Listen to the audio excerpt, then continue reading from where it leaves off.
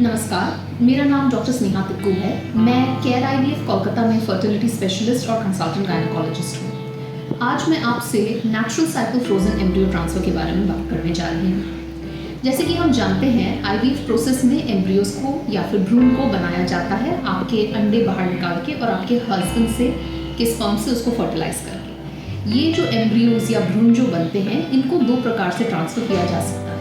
एक होता है फ्रेश एम्ब्रियो ट्रांसफर और दूसरा है frozen embryo transfer. Fresh embryo transfer में जिस साइकिल में आपके अंडे बाहर निकाले गए हैं और फर्टिलाइजेशन का काम किया गया है, उसी साइकिल में आपके एम्ब्रियोज आपके बच्चेदानी या यूट्रस में वापस ट्रांसफर किए जाते हैं। फ्रोजन एम्ब्रियो ट्रांसफर में ये भ्रूण या ये एम्ब्रियोज को हम फ्रीज कर देते हैं और अलग साइकिल में, जिसमें आपका एग पिकअप और अंडे बाहर नहीं निकाले गए हैं, उस साइकिल में आपके एम्ब्रियोज को ट्रांसफर किया जाता है।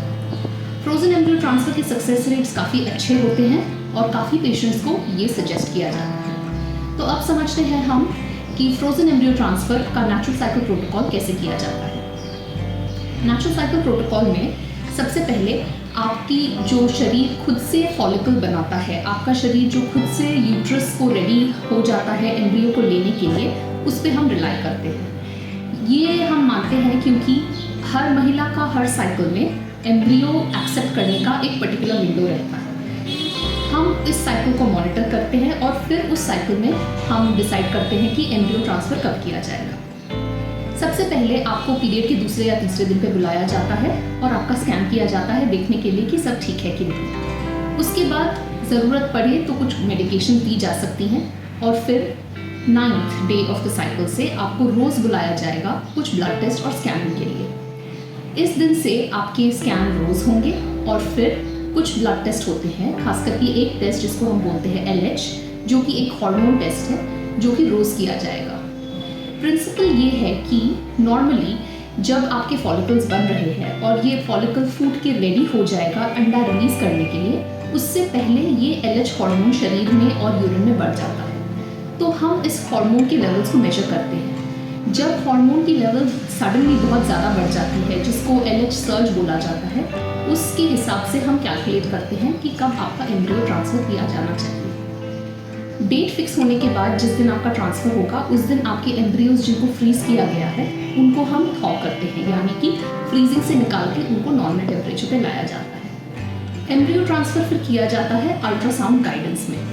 अल्ट्रासाउंड गाइडेंस से अच्छे सक्सेस रेट्स मिलते हैं और बिल्कुल ठीक जगह पे एम्ब्रियोज पहुंचते हैं। एम्ब्रियो ट्रांसफ़र करने के बाद आपको 20 से 30 मिनट का रेस्ट दिया जाएगा। उससे ज़्यादा रेस्ट आपको ज़रूरत नहीं है। फिर आपको एक डेट दिया जाएगा जब आपका प्रेगनेंसी टेस्ट करेंगे। इसके बाद प्रेगनेंसी आने पे या ना आने पे आपका एक कंसल्टेशन होता है। अब हम समझ लेते हैं कि natural cycle frozen embryo transfer की क्या एडवांटेजेस हैं, क्यों और किस पेशेंट में ये किया जाता है। नॉर्मली काफ़ी महिलाओं को एक आर्टिफिशियल साइकिल में एम्ब्रियो ट्रांसफ़र किया जाता है, जिसमें बच्चेदानी या यूट्रस की लाइनिंग मेडिकेशन से बनवाई जाती है। नेचुरल साइकिल में मेडिकेशंस पे नहीं रिलाई करके हम नेचुरली लाइनिंग को बनने देते हैं। जो महिलाएं ओरल मेडिसिन हार्मोन बनाने के हार्मोन्स की जो मेडिसिन होती है जिससे लाइनिंग बनती है वो नहीं ले सकती या उनको सूट नहीं करती, उनके लिए नेचुरल साइकिल एम्ब्रियो ट्रांसफ़र किया जा सकता है। साथ ही साथ कुछ महिलाएं ऐसी होती है जिनकी मेडिकेशन से लाइनिंग ठीक नहीं बनती, लेकिन नेचुरल साइकिल में उनकी लाइनिंग अच्छी बन सकती है। इन महिलाओं के लिए भी नेचुरल साइकिल एम्ब्रियो ट्रांसफ़र किया जा सकता है। नेचुरल साइकिल एम्ब्रियो ट्रांसफ़र लेकिन ऐसी महिलाओं पे ही किया जा सकता है जिनके पीरियड्स रेगुलर है। अगर आपके इरेगुलर पीरियड्स का प्रॉब्लम है, मान लीजिए अगर आपको PCOD है, तो फिर आपको कुछ मेडिकेशन या इंजेक्शन ज़रूरत पड़ेंगे नेचुरल साइकिल एम्ब्रियो ट्रांसफ़र के लिए। और जो महिलाएं जिनके पीरियड्स खुद से आते ही नहीं हैं, जो मेनोपॉजल हो चुकी हैं, उनमें नेचुरल साइकिल एम्ब्रियो ट्रांसफ़र नहीं किया जा सकता है। इसका एक चीज़ और हमको समझने की ये बहुत ज़रूरत है कि नेचुरल साइकिल एक बहुत ही इंटेंसिव प्रोटोकॉल है। जब हम हार्मोन रिप्लेसमेंट साइकिल करते हैं, आपको मेडिकेशंस देके बस 1 या 2 बार स्कैन के लिए आना पड़ सकता है नेचुरल साइकिल में। लेकिन जैसे कि मैंने आपको बताया, साइकिल के 9th डे से आपको डेली ब्लड टेस्ट और स्कैन करने पड़ेंगे।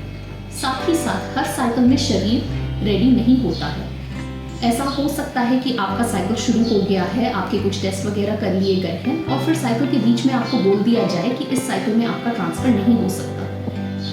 ये क्योंकि natural cycle embryo frozen embryo transfer के कैंसलेशन रेट्स काफ़ी हाई हो सकते हैं। इसके कंपैरिजन में आर्टिफिशियल साइकिल या हार्मोन रिप्लेसमेंट साइकिल के कैंसलेशन रिस्क लो रहते हैं। ये आप अपने डॉक्टर से डिस्कस करें कि आपके लिए कौन सा प्रोटोकॉल बेहतर रहेगा।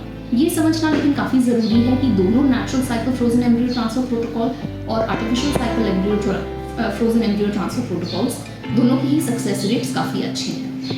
मैं आशा करती हूँ कि आपको नेचुरल साइकिल FET समझ में आ गया है। अगर आपके और कोई डाउट्स वगैरह हैं, आप चाहते हैं मैं कोई और वीडियो बनाऊँ, तो प्लीज़ कमेंट्स में लिखिए। Thank you.